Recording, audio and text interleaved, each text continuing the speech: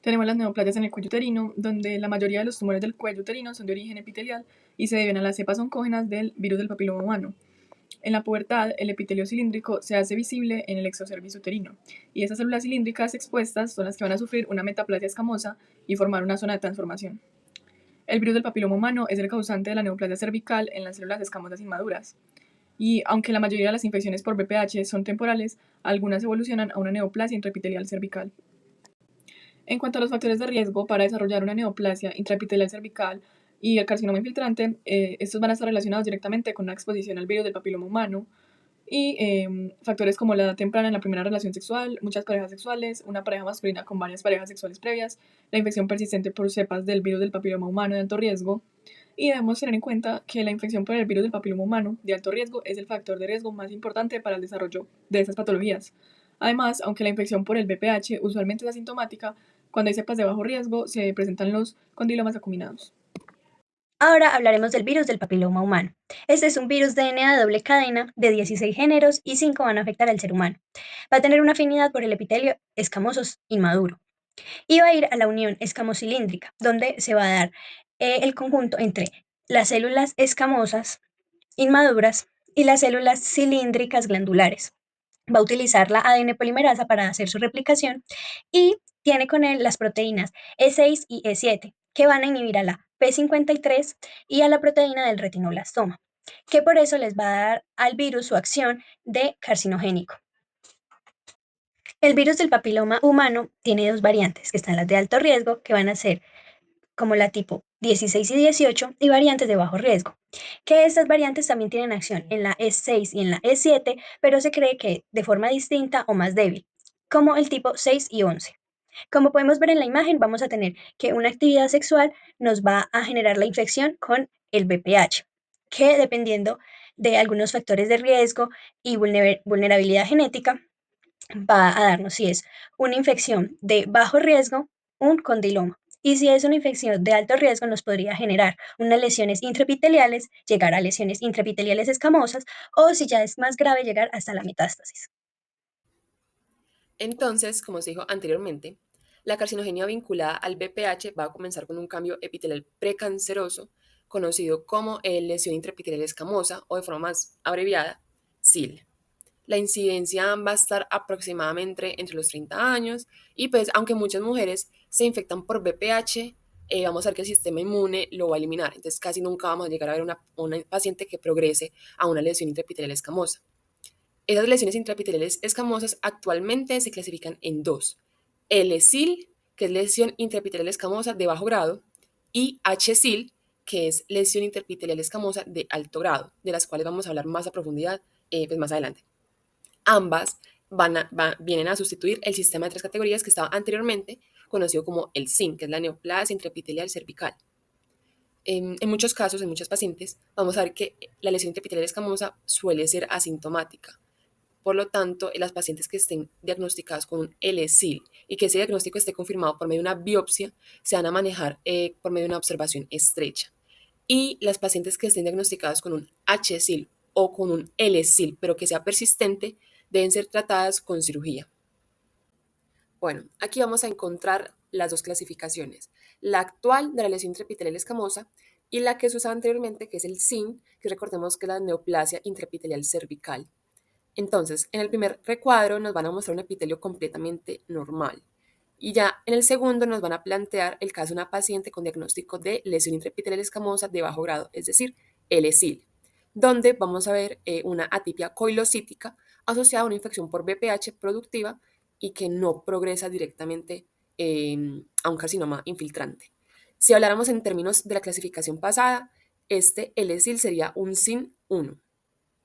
En la tercera y cuarta imagen nos van a plantear los casos de una paciente con HSIL, lesión intraepitelial escamosa de alto grado, donde en ambas vamos a encontrar un aumento de la proliferación, una detención de la replicación madura epitelial y un menor nivel de la replicación del virus. Estas HSIL se van a considerar una lesión de alto grado que pueden progresar a un carcinoma. El HSIL con atipia progresiva en todas las capas del epitelio corresponde a la tercera imagen que vemos ahí, donde si hablamos de la clasificación pasada sería un SIN 2. y el H-circonatipia difusa y pérdida de la maduración sería la cuarta imagen, que correspondería a un SIN3. Ahora, en la evolución natural de las lesiones intraepiteliales, podemos observar que el LSIL es 10 veces más frecuente que el HSIL, y el HSIL podría ser una lesión precancerosa. Normalmente no llegan a progresar a cáncer y también dependiendo pues, de su grado, depende del tratamiento. También las lesiones precancerosas cervicales se asocian a cambios citológicos, por eso es muy importante pues, la citología.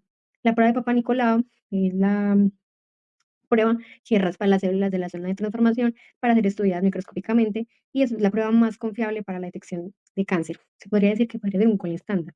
Las mujeres infectadas en la tercera década de vida son el grupo epidemiológico pues, más frecuente, por eso se recomienda en 30 años en adelante para evitar el desarrollo de neoplasias.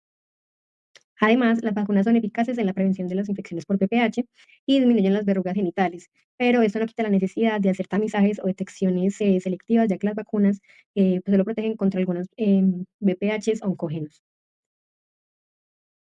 Ahora en la morfología tenemos que la SLI o NIC1 tiene cambios displásicos en tercio inferior del epitelio escamoso y cambios coilocíticos.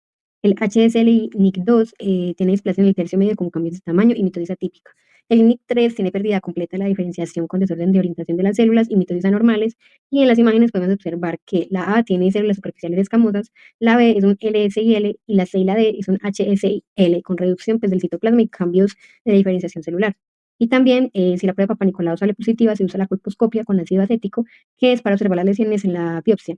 Y también hay que tener en cuenta que el LSL pues, debe tener una confirmación por la biopsia y debe ser tratada quirúrgicamente con conizaciones, y ya la HSIL se deben hacer citologías progresivas para evitar riesgo de cáncer vulvar, vaginal y de cuello uterino. Continuamos entonces hablando del carcinoma infiltrante del cuello uterino, una neoplasia maligna que se origina a partir del epitelio cervical y se asocia al BPH. Hay unos tipos histológicos frecuentes. En primer lugar tenemos el carcinoma epidermoide, seguido del adenocarcinoma y el carcinoma adenoscamoso. En menor proporción, el carcinoma neuroendocrino de células pequeñas, y todos estos asociados al BPH, especialmente los tipos 16 y 18. Es más frecuente hacia los 45 años y suele surgir a partir de una lesión intraepitelial escamosa. Esta progresión requiere una infección persistente de VPH y factores como el tabaquismo y el VIH.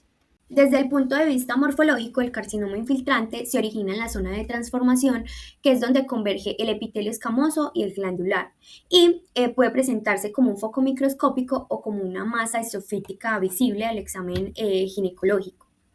Histológicamente se van a observar nidos o lengüetas de células escamosas que van invadiendo ese estroma y están acompañadas de una fibrosis reactiva. En algunos casos, por ejemplo en los neuroendocrinos, la morfología se asemeja a los carcinomas de células pequeñas del pulmón. A medida que el tumor va infiltrando ese estroma cervical, puede dar lugar a un cuello uterino engrosado, conocido como cuello en barril, que es perceptible a la palpación. La diseminación puede ser principalmente por vía local a estructuras pélvicas y por vía linfática a ganglios pélvicos. En cuanto a los síntomas, tenemos el sangrado vaginal anormal, leucorrea, dispanuria y disuria. Para el tratamiento depende del estadio. Si es un tumor pequeño, se puede realizar una conización, y si ya es una enfermedad localizada, una histerectomía. Bueno, en cuanto al diagnóstico, se inicia con una citología, la cual se va a encargar de detectar las alteraciones a nivel celular del cuello uterino de la paciente. Además, se puede proseguir con una prueba de ADN del BPH con el fin de identificar los serotipos que estén presentes. Luego, seguimos con una colposcopia que también va a detectar pues va a resaltar las partes del cérvix que están alteradas y nos va a mostrar las alteraciones también que tenga esta lesión, que sea pues precancerosa o pues un cáncer ya instaurado. Finalmente se puede realizar una biopsia dirigida que va a hacer un análisis histopatológico, y pues también a esta biopsia se le pueden añadir biomarcadores que puedan identificar lesiones más específicas. En cuanto a la prevención, tenemos que se debe realizar la vacunación a población entre los 11 y 49 años. Se puede realizar con la vacuna de Gardasil 9 o con Cervarix. Cada una tiene pues su esquema específico. Y además es importante seguir con la detección sistemática por medio de una citología e idealmente agregar una prueba de ADN para el VPH.